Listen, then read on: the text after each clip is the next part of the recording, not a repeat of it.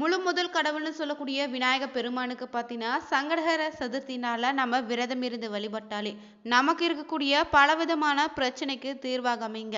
அப்படிப்பட்ட சங்கடஹர சதுர்த்தி பார்த்தீங்கன்னா இந்த ஆண்டு நவம்பர் மாதத்திற்கான சங்கடஹர சதுர்த்தி தமிழ்ல பார்த்தீங்கன்னா ஐப்பசி மாதம் பொறுத்து சனிக்கிழமையில் அமைந்திருக்கு. இந்த சனிக்கிழமை நாளில் எப்படி வழிபட்டா உங்களுக்கு இருக்கக்கூடிய தோஷங்கள் நீங்கும் என்பதை தான் இந்த பதிவில் பார்க்க போகிறோம்.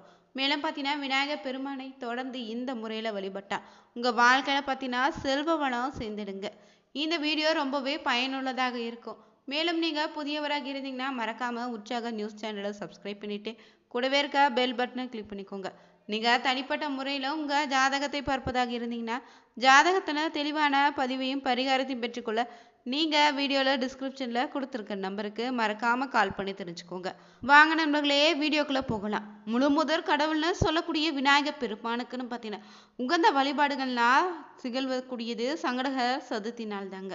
சங்கடஹர சதுர்த்தி நாள் பார்த்தீங்கன்னா ஐப்பசி மாதம் பார்த்தீங்கன்னா ஆங்கில தேதியின்படி நவம்பர் 8ஆம் தேதி அமைந்திருக்கு. இந்த நாள் சனிக்கிழமையோடு சேர்ந்து வந்திருக்குங்க. சனிக்கிழமையோடு சேர்ந்து வரக்கூடிய சங்கடகர சதுர்த்தினால விநாயகர் பெருமானை வழிபாடு செய்வது ரொம்ப விசேஷமான பலனை ஏற்படுத்தி தருங்க. நம்ம பொதுவாகவே பார்த்தீங்கன்னா நம்ம வாழ்க்கையில நாம அனுபவிக்கக்கூடிய பலவிதமான கஷ்டத்திற்கு காரணம்னா அது சனீஸ்வர பகவான்னு சொல்லலாம். அப்படிப்பட்ட சனீஸ்வர பகவானுக்குரிய கிழமையான சனிக்கிழமை நாள்ல சங்கடஹர சதுர்த்தி வரும்போது நீங்க உங்க சங்கடங்கள் மட்டும் தீர்வதோடு உங்களுக்கு சனி பகவானால் ஏற்பட தோஷங்களும் விலக வேண்டும் நினைச்சிங்கன்னா இந்த நாளை தவற விடாம எளிமையான வழிபாட்டை செய்தாலே போதுங்க. இந்த நாளில் பார்த்தீங்கன்னா மதியம் 3:33 தொடங்கி அடுத்த நாள் ஞாயிற்றுக்கிழமை 3:03 வரையுமே சதுர்த்தி திதி அமைந்திருக்கு. இந்த நாளில் நீங்கள் மாலை நேரத்தில் தான் இந்த ஒரு வழிபாட்டை மேற்கொள்ளணும். சனிக்கிழமை நாளில் இந்த நாளில் மாலை நேரத்தில் நீங்கள் அருகில் இருக்கக்கூடிய விநாயகர் ஆலயத்திற்கு சென்று அங்கு நடக்கக்கூடிய அபிஷேகங்களை கலந்துக்கோங்க. அபிஷேகம் அனைத்தும் நிறைவடைந்த பிறகு பார்த்தீங்கன்னா கற்பூர ஆராத்தி காட்டிய பிறகு விநாயகர் பெருமானுக்கு தீபம் ஏற்றி நீங்கள் வழிபடுங்க. இந்த தீபத்தை நீங்கள் ஏற்றுவதற்கு முன்னாடி பார்த்தீங்கன்னா ஒரு தேங்காயை எடுத்துக்கோங்க. அதே சரிசமமாக உடைத்து குடும்பியை பிரித்துட்டு தேங்காய் மேலே பார்த்தீங்கன்னா 5 எண்ணிக்கையில் மஞ்சள் குங்குமம் வைத்து விநாயகர் முன்னாடியே வைத்துடுங்க. பிறகு இதில் சுத்தமான தேங்காய் எண்ணெயை ஊற்றி 2 திரியை ஒன்றாக இணைத்து கிழக்கு பார்த்தவாறு தீபம் ஏற்றி வழிபடுங்க. இந்த சுத்தமான தேங்காய் எண்ணெய் கிடைக்கலனா சுத்தமான பசுனை ஊற்றி கூட நீங்கள் தீபம் ஏற்றலாம். பிறகு பார்த்தீங்கன்னா நீங்கள் 21 அருகம்புல்லை எடுத்து அர்ச்சகரிடம் கொடுத்து உங்கள் குடும்பத்தினுடைய பெயரையும் நட்சத்திரத்தையும் சொல்லி விநாயகர் பெருமானுக்கு நீங்கள் அருகம்புல்லார் அர்ச்சனை செய்திடுங்க. இப்படி அர்ச்சனை செய்த பிறகு என்ன செய்யணும்னு பார்த்தீங்கன்னா ஆலயத்தில் இருக்கக்கூடிய நவகிரகங்கள் இருந்துச்சுன்னா அங்கு நவகிரகங்களை வலம் வந்து சனீஸ்வர பகவானுக்கு நீங்கள் நல்ல நில தீபம் ஏற்றி வைத்து வழிபட்டு வாங்க. நவகிரக வழிபாடு நிறைவு செய்த பிறகு நீங்கள் திரும்பவுமே பார்த்தீங்கன்னா விநாயகர் பெருமான் முன்னாடி உங்களுடைய கஷ்டங்களையும் சங்கடங்களையும் தீர வேண்டுன்னு முழு மனதோடு வேண்டிக் கொண்டு 2 நிமிடம் பார்த்தீங்கன்னா அங்கேயே அமர்ந்து கொண்டு பிறகு தாங்க வீடு திரும்பி வரணும். அருகில் ஆலயத்திற்கு சென்று வழிபாடு செய்ய முடியலனா கூட பரவாயில்ல. உங்கள் வீட்டில் இருக்கக்கூடிய விநாயகர் பெருமானுக்கு 21 அருகம்புல்லை வைத்து நீங்களே அர்ச்சனை செய்து வழிபடலாம். இதே போல் தேங்காய் தீபம் ஏற்றி வழிபட்டீங்க உங்களுக்கு இருக்கக்கூடிய கஷ்டங்கள் பார்த்தீங்கன்னா படிப்படியாக நீங்கிடுங்க.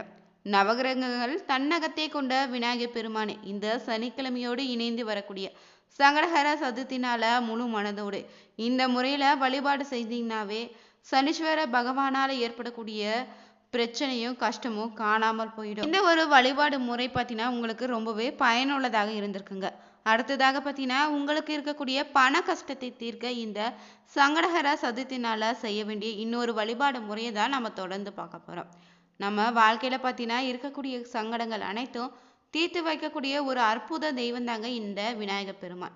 அப்படிப்பட்ட விநாயகர் பெருமானை வழிபடக்கூடிய உகந்த நாள்னா தேய்பிரையில் வரக்கூடிய சதுர்த்தி திதி. இதனால் தான் இந்த தேய்பிரை சதுர்த்தியை நம்ம சங்கடஹர சதுர்த்தின்னு சொல்கிறோம். அப்படிப்பட்ட இந்த சங்கடஹர சதுர்த்தி நாள் பார்த்தீங்கன்னா சனிக்கிழமையில இணைந்து வந்திருக்கு. இந்த நாளில் பார்த்தீங்கன்னா பெருமாளுக்குரிய சனிக்கிழமை நாளில் வந்திருப்பதால இந்த நாளில் நீங்கள் வழிபட்டாலே பணம் தொடர்பான அனைத்து விதமான சங்கடங்களும் உங்களிடம் இருந்து விலகிடுன்னே சொல்லலாம். உங்களுடைய வாழ்க்கையில் எப்படிப்பட்ட தடைகளும் கஷ்டங்களையும் நீக்கக்கூடிய வல்லமை படைத்த தெய்வம் தான் இந்த விநாயகர் பெருமான். இந்த விநாயகர் பெருமானுக்கு பார்த்தீங்கன்னா சதுர்த்தி திதி நாளில் சனிக்கிழமை வந்திருப்பது கூடுதல் பலனை ஏற்படுத்தி தரப்போகுது. இந்த நாளில் நீங்கள் எந்த வேண்டுதல் வைத்தாலும் நிச்சயம் நிறைவேறுங்க. இந்த நாளில் பார்த்தீங்கன்னா சனி மகா சங்கடஹர சதுர்த்தின்னு சொல்லலாம். இந்த சதுர்த்தினால எப்படி வழிபடலான்னு இன்னொரு வழிபாட்டு முறையை தான் நம்ம பார்க்க போகிறோம். நீங்கள் இந்த நாளை ஆலயத்திற்கு சென்றோ இல்லைன்னா உங்கள் வீட்லேயோ விநாயகர் படம் வைத்தீங்கன்னா அந்த படத்திற்கு முன்னாடி இந்த ஒரு பரிகாரத்தை செய்தால் போதுங்க. உங்களுக்கு இருக்கக்கூடிய பணம் தொடர்பான கஷ்டங்கள் அனைத்தும் தீர்ந்துடும். அதே போல் பார்த்தீங்கன்னா சனீஸ்வர பகவானால் ஏற்படக்கூடிய தொல்லைகளும் நீங்கிடுங்க. இந்த வழிபாட்டிற்கு உங்களுக்கு எப்படி வழிபாட்டா முழு பலனையும் பெறலான்னு தொடர்ந்து தெரிஞ்சுக்கலாங்க. இந்த நாளில் பார்த்தீங்கன்னா காலை 6 மணிலேருந்து 7 மணிக்குள்ள, இல்லைன்னா மதியம் 1 மணிலேருந்து 2 மணிக்குள்ள, இல்லைன்னா இரவு நேரமாக பார்த்தீங்கன்னா 8லிருந்து 9 மணிக்குள்ள இந்த ஒரு பரிகாரத்தை நீங்கள் செய்யணும். குறிப்பாக இரவு நேரத்தில் வரக்கூடிய 8லிருந்து 9 மணி வேற இருக்கக்கூடிய நேரத்தில் செய்வது ரொம்ப சிறப்புங்க. இதற்கு நீங்கள் என்ன செய்யணும்னா நாளாக பார்த்தீங்கன்னா முழுக்க முழுக்க பிள்ளையாருக்கு உகந்த ஒரே ஒரு பொருளை வைத்து தான் நம்ம இந்த ஒரு பரிகாரத்தை செய்ய போகிறோம். நம்பிக்கை உள்ளவங்க இதை நிச்சயம் செய்தீங்கன்னா உங்களுக்கான பலன் கிடைத்திடுங்க. எவ்வளவு பெரிய பண கஷ்டமாக இருந்தாலும் அது தீர்ந்துடும். எவ்வளவு பணம் உங்களுக்கு தேவையோ அந்த அளவு பணமும் கொஞ்சம் கொஞ்சமாக உங்கள் கை நோக்கி வர தொடங்குங்க. இந்த பரிகாரத்தை செய்துட்டு உங்களுடைய கடமைகளை சரியாக செய்தாலே போதும். உங்கள் வாழ்க்கையில் பார்த்தீங்கன்னா முன்னேற்றத்தையும் நீங்கள் நினச்ச இடத்துல பார்த்தீங்கன்னா பதவி உயர்வுன்னு வெற்றினே அனைத்துமே உண்டாகும். உங்களுக்கு தோல்வி என்ற நிலையே இருக்காதுங்க. இதற்கு பார்த்தீங்கன்னா முதல்ல நீங்கள் வாங்க வேண்டிய பொருள் என்னென்னா சிவப்பு குன்றின் மணிந்தாங்க. இந்த குன்றின் மணிக்கு ரொம்ப ரொம்ப சக்தி அதிகம்னு சொல்லுவாங்க. பிள்ளையார் சிலை செய்யும்போது இதே தான் பிள்ளையாருக்கு கண்களாக வைப்பாங்களாம். இதே நாட்டு மருந்து கடைகளில் கொஞ்சம் வாங்கி வச்சுக்கோங்க.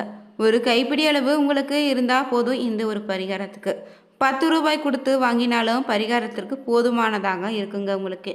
இந்த பரிகாரத்தை பார்த்தீங்கன்னா இரவு தான் செய்யணும். மாலை நீங்கள் விநாயகர் வழிபாடு செய்திருங்க. மகா சங்கடகர சதுர்த்தினால இன்னைக்கு வீட்டு பக்கத்தில் இருக்கக்கூடிய கோவிலுக்கு சென்று விநாயகரை வழிபாட்டு செய்துட்டு வீட்டிலேயே விநாயகருக்கு அரங்கம்பல் போட்டு பால் பழம் வைத்து வழிபாடு செய்திடுங்க. அது உங்களுடைய விருப்பம். அதே போல் பார்த்தீங்கன்னா இரவு தூங்க செல்வதற்கு முன்னாடி உங்களுடைய உள்ளங்கையில் பார்த்தீங்கன்னா ஒரு கைப்பிடி அளவு சிகப்பு குன்றின் மணியை எடுத்துக்கொண்டு பிள்ளையாரப்பா, வாழ்க்கையில் எனக்கு இது நாள் வரைப்பட்ட கஷ்டம் எல்லாம் போதும். இனிமேலாவது கடன் இருக்கக்கூடாது. செல்வ வளத்தில் நான் உயர்ந்த இடத்துல செல்லணும். முயற்சிகளை தடைகளே வரக்கூடாதுன்னு எடுத்த காரியம் எல்லாம் வெற்றி அடைய வேண்டும்னு சொல்லிட்டு பின் சொல்லக்கூடிய இந்த ஒரு மந்திரத்தை 27 முறை சொல்லணும். தவிர பார்த்தீங்கன்னா உங்களுக்கு வேறு விதத்தில் பிரச்சனை இருந்தால் கூட அந்த பிரச்சனை சரியாக வேண்டும்னு இந்த ஒரு மந்திரத்தை சொன்னீங்கன்னா நிச்சயம் அதற்கான பலனை பெறலாங்க. செல்வ தரக்கூடிய விநாயகருடைய மந்திரம் பார்த்தீங்கன்னா ஓம் க்ரீம் ஸ்ரீம் ஹ்ரீம் ஓம் க்ரீம் க்ரீம் ஹ்ரீம் எனும் மந்திரத்தை 27 முறை சொல்லி வழிபடுங்க. மந்திரத்தை சொல்லிட்டு உங்கள் கையில் இருக்கக்கூடிய குன்றின் மணிகளை ஒரு வெள்ளை காகிதத்தில் வச்சுட்டு மடித்து நீங்கள் தலையணைக்கு அடியில் வச்சு தூங்கிடுங்க. அவ்வளவுதாங்க. மறுநாள் காலை எழுந்து நீங்கள் இந்த குன்றின் மணிகளை எடுத்து லேசாக மண்ணை தூண்டி அதன் உள்ளே கொட்டி புதைத்திடுங்க. இதை பார்த்தீங்கன்னா நீங்கள் கால்படாத இடத்துல உங்கள் வீட்டு பக்கத்துலேயே மண் பாங்கான இடம் இருந்தால் அதெல்லாம் புதைக்கலாம். இல்லைனா வீட்டுக்கு ஒதுக்குப்புறமான ஒரு இடத்துல கொண்டு போய் இதை புதைச்சி வச்சுடுங்க. பிறகு குளித்துட்டு உங்களுடைய வேலையை நீங்கள் எப்போது போல் செய்யலாம். இந்த பரிகாரம் இவ்வளோதாங்க, முடிஞ்சிடுச்சு. பரிகாரத்தை பார்த்தீங்கன்னா சனிக்கிழமை நாளில் இரவு சங்கடகர சதுர்த்தி நாளில் தான் செய்யணும். இந்த பரிகாரம் ஆன்மீகமாக சொல்லலாம். தாந்திரிக பரிகாரத்தை செய்தாலே நிச்சயம் உங்களுக்கு இருக்கக்கூடிய கடன் சுமை எல்லாம் குறைந்து செல்வ வளம் அதிகரிப்பதை நீங்கள் கண்கூட பார்க்கலாங்க. அதில் எந்த சந்தேகமும் கிடையாது. இந்த குன்றின் மணிக்கு அதிக சக்தி இருக்குது. இதே குழந்தைகள் கையில் கொடுக்கக்கூடாதுங்க. நீங்களும் வெள்ளை பேப்பரில் வைத்து மடித்துட்டு கையை கழுவிட்டு உறங்க சென்றிடுங்க. குழந்தைகள் இருக்கும் வீட்டில் இந்த ஒரு பரிகாரத்தை செய்யும்போது கவனமாக இருங்க. அதே போல் இன்னொரு பரிகாரமாக பார்த்தீங்கன்னா உங்களுக்கு இருக்கக்கூடிய பண கஷ்டம் தீர வேண்டுனா விநாயகர் வழிபாட்டில் நம்பிக்கையோடு மந்திரங்களை சொல்வதோ சங்கடஹர சதுர்த்தினால இந்த ஒரு மந்திரத்தை சொல்லி வழிபடுங்க. ருண விமோச்சன கணபதியே நம எனும் மந்திரத்தை சொல்லி வழிபடுங்க. அதே போல் தினமுமே உங்கள் வீட்டு பூஜை அறையில் நீங்கள் விளக்கேற்றி வெள்ளத்தால் செய்த பிள்ளையாரை வெற்றிலையில் வைத்து ஓகம் கணபதியே நமக எனும் மந்திரத்தை 21 முறை உச்சரித்து வழிபட்டாலே உங்களுக்கு இருக்கக்கூடிய பண பிரச்சனை குறைந்திடுங்க. பண வரவும் அதிகரிக்கும். இந்த பதிவில் நாம் சங்கடஹர சதுர்த்தினால விநாயக பெருமானை வழிபட்டால் நமக்கு இருக்கக்கூடிய பிரச்சனைகள் தீர்வதற்கான எளிய பரிகார முறையை தெரிஞ்சுக்கொண்டோம். இந்த வீடியோ உங்களுக்கு பிடிச்சிருந்தா மறக்காமல் நீங்களும் உற்சாக நியூஸ் சேனலை சப்ஸ்கிரைப் பண்ணிவிட்டு கூடவே இருக்க பெல் பட்டனை கிளிக் பண்ணிக்கோங்க. அவருடைய அருளால் உங்களுக்கு இருக்கக்கூடிய கஷ்டங்கள் படிப்படியாக குறைய வேண்டும்னு நாங்களும் பிரார்த்தனை செய்துக்கிறோம். இந்த வீடியோ பிடிச்சிருந்தா ஓம் கணபதியே போற்றி எனும் மந்திரத்தை கமெண்ட் பாக்ஸில் பதிவிடுங்க. Thank you viewers.